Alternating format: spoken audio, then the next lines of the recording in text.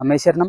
അപ്പോൾ കൊടുങ്ങല്ലൂർ കാവിലാണ് ഇന്ന് ചൊവ്വാഴ്ച, വരുന്ന ചൊവ്വാഴ്ച കൊടുങ്ങല്ലൂർ കാവിൻ്റെ രൂപവും ഭാവവും അതുപോലെ തന്നെ കൊടുങ്ങല്ലൂർ അമ്മയുടെ രൂപവും ഭാവവും ഇതുപോലെയൊന്നും ആയിരിക്കില്ല. കാരണം മാർച്ച് 25 ചൊവ്വാഴ്ച കോഴിക്കല്ല് മൂടൽ നടക്കുകയാണ്. ആ കോഴിക്കല്ല് മൂടൽ എന്ന് പറയുന്നത് തന്നെ അമ്മ ദാരികനുമായിട്ടുള്ള യുദ്ധത്തിന് തുടക്കം കുറിച്ചു എന്നുള്ളതാണ് അതിൻ്റെ അർത്ഥം. അപ്പോൾ ആ കോഴിക്കല്ല് മൂടൽ ചടങ്ങിൻ്റെ അന്ന് ഇവിടെ നടക്കുന്ന കാര്യങ്ങൾ എന്തൊക്കെയാണ് എന്നുള്ളതാണ് ഞാൻ ഇന്നത്തെ വീഡിയോയിൽ പറയുന്നത്. അതിനിടയ്ക്ക് ഒരൊറ്റ കാര്യം എല്ലാവരെയും ഓർമ്മിപ്പിക്കാനുള്ളത്, കഴിഞ്ഞ വീഡിയോയിൽ ഞാനൊരു കാര്യം പറഞ്ഞിട്ടുണ്ടായിരുന്നു. അതായത് ഭരണി മഹോത്സവത്തോടനുബന്ധിച്ചുള്ള അന്നദാനത്തെക്കുറിച്ച്, അതായത് പൊതിച്ചോറായിട്ട് ഭക്തർക്ക് വിതരണം ചെയ്യുക, അതുപോലെ തന്നെ ദാഹജലം നൽകുക, അങ്ങനെയുള്ള കാര്യങ്ങൾ.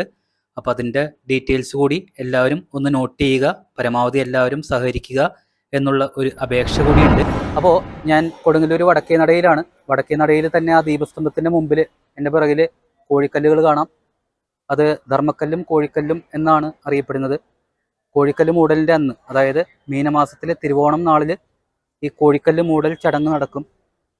കോഴിക്കല്ലുകളുടെ വടക്കേ ഭാഗത്ത് മണ്ണ് മാറ്റിയതിന് ശേഷം ഈ 2 കോഴിക്കല്ലുകളും അതിലേക്ക് മറിച്ചിട്ടതിന് ശേഷം അത് മൂടി ഒരു മൺതിട്ട പോലെ ആക്കിയിട്ട് അതിൻ്റെ മുകളിൽ ചുവന്ന പട്ട് വിരിക്കുക എന്ന് പറയുന്നതാണ് കോഴിക്കല്ല് മൂടൽ ചടങ്ങ് എന്ന് അറിയപ്പെടുന്നത്.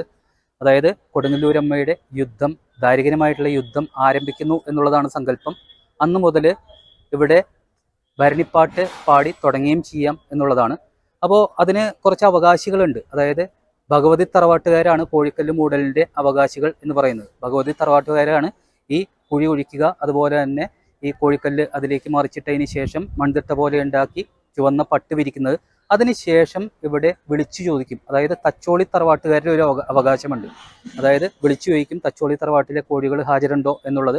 അപ്പോൾ തച്ചോളി തറവാട്ടിൽ നിന്നുള്ള അംഗങ്ങൾ വന്ന്, അല്ലെങ്കിൽ പ്രതിനിധികൾ വന്ന് ആ കോഴിയെ സമർപ്പിക്കും ഈ കോഴിക്കല്ലിൽ. അതാണ് രണ്ടാമത്തെ ചടങ്ങ് എന്ന് പറയുന്നത്. പണ്ടുകാലത്തൊക്കെ ഈ കോഴിക്കല്ല് മൂടിക്കഴിഞ്ഞാൽ തച്ചോളി തറവാട്ടിലത്തെ കോഴിയെയും കൂടി സമർപ്പിച്ചു കഴിഞ്ഞാൽ പിന്നെ ഇവിടെ കോഴിയെ ഗുരുതി കൊടുക്കുക എന്നുള്ളതാണ് നടന്നിരുന്നത്.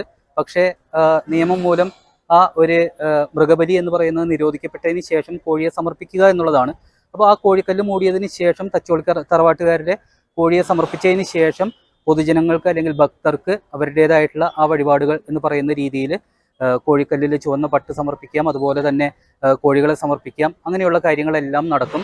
അതേപോലെ തന്നെ കോഴിക്കല്ല് മൂടിയതിന് ശേഷം നടക്കുന്ന മറ്റൊരു ചടങ്ങാണ് വേണാടൻ കൊടികൾ കെട്ടുക എന്നുള്ളത്. അതായത് കാവിൻ്റെ തെക്ക് ഭാഗത്ത്, കിഴക്ക് ഭാഗത്ത് നിന്നും പടിഞ്ഞാറ് ഭാഗത്തേക്കുള്ള ആലുകളിലോട്ട് വളരെ നീളത്തിലുള്ള ഒരു കയറ് കെട്ടി അന്നത്തെ ദിവസം, അതായത് കൊടി കയറുക എന്ന് പറയുന്നത് ചെറുഭരണി എന്ന് പറയുന്ന രീതിയിൽ കുംഭഭരണിക്ക് നടന്നു എന്നുണ്ടെങ്കിൽ പോലും വേണാടൻ കൊടികൾ കെട്ടുക എന്നുള്ളത് പ്രത്യേകമായിട്ടുള്ള ഒരു ചടങ്ങാണ്. അത് കോഴിക്കല്ല് മൂടിയതിന് ശേഷം വേണാടൻ കൊടികൾ കെട്ടുക എന്ന് പറഞ്ഞു കഴിഞ്ഞാൽ അമ്മ അംഗം കുറിച്ചു എന്നുള്ളതാണ്. അതിനുശേഷം ഭരണി നാൾ വരെ ഇവിടെ ഭരണി മഹോത്സവത്തിൻ്റെ ഏറ്റവും പ്രധാനപ്പെട്ട ദിവസങ്ങളാണ്. ആ ദിവസങ്ങളിൽ പ്രധാനമായിട്ട് മനസ്സിലാക്കേണ്ടത് രേവതി ദിവസം ആണ് ദാരികനുമായിട്ടുള്ള യുദ്ധത്തിൽ അമ്മ വിജയിക്കുന്നത്. അന്ന് രേവതി വിളക്ക് നടക്കുന്നുണ്ട്. അതിനുശേഷം അടുത്ത ദിവസം അശ്വതി കാവതുണ്ടൽ നടക്കുന്നുണ്ട്. അതിനുശേഷം ഭരണി, അതോടുകൂടിയിട്ട് നട അടയ്ക്കും. പിന്നെ 7 ദിവസങ്ങൾക്ക് ശേഷം നട തുറക്കുക എന്ന് പറയുന്ന ചടങ്ങാണ് കൊടുങ്ങല്ലൂർ കാവിൽ നടക്കുന്നത്. അപ്പോൾ ആ ചടങ്ങുകളിൽ എല്ലാവർക്കും വളരെ നല്ല രീതിയിൽ തന്നെ ഭാഗമാകാം.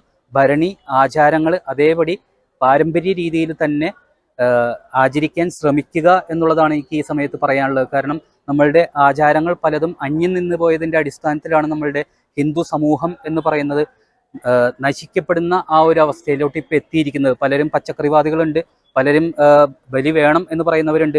പക്ഷെ ഇവരെല്ലാം പരസ്പരം തല്ലുകൂടുന്നു എന്നുള്ളതല്ലാതെ എല്ലാവരും സമഭാവനയോടുകൂടി 3 രീതിയിലുള്ള ഉപാസനാ സംവിധാനങ്ങളാണുള്ളത്. പക്ഷേ ആ 3 രീതിയിലുള്ള ഉപാസനാ സംവിധാനത്തിലുള്ളവരും ഒരേ മനസ്സോടെ ഒത്തുചേർന്ന് പരസ്പര ബഹുമാനത്തോടെ നിൽക്കുക എന്ന് പറയുന്ന ഒരു സംഭവം നമ്മളുടെ ഹിന്ദു സമൂഹത്തിൽ ഇല്ല എന്നുള്ളത് തന്നെയാണ് ഹിന്ദുക്കളുടെ നാശം. അതിന് ഏറ്റവും ഉദാഹരണമായിട്ട് പറയാൻ പറ്റുന്ന ഒരു ദേവസ്ഥാനം അല്ലെങ്കിൽ കാവാണ് കൊടുങ്ങല്ലൂർ കാവ് എന്ന് പറയുന്നത്. അതായത് താലപ്പൊലിക്ക് പൂണൂലിട്ടവർ ഇവിടെ സംഘംകളി എന്ന് പറഞ്ഞ് നടത്തുന്നു. അതേപോലെ തന്നെ ഭരണിക്കാണെന്നുണ്ടെങ്കിൽ മറ്റ് വിഭാഗത്തിൽപ്പെട്ടവരുടെ ഭരണിയുടെ നൃത്തമാടുന്നു, ചോര കൊടുക്കുന്നു, കോഴിയെ ബലി കൊടുക്കുന്നു. അങ്ങനെയുള്ള കാര്യങ്ങളെല്ലാം എല്ലാ വിഭാഗക്കാർക്കും പല പല രീതിയിലുള്ള അവകാശങ്ങളുള്ള ഒരു കാവ്. ആ ഒരു സംസ്കാരം കേരളമൊട്ടാകെ ഹിന്ദുക്കൾ ആചരിച്ചു പോരണം, അത് നിലനിർത്തി പോരണം എന്നുള്ളത് മാത്രമാണ് എനിക്ക് ഈ അവസരത്തിൽ നിങ്ങളോട് അപേക്ഷിക്കാനുള്ളത്.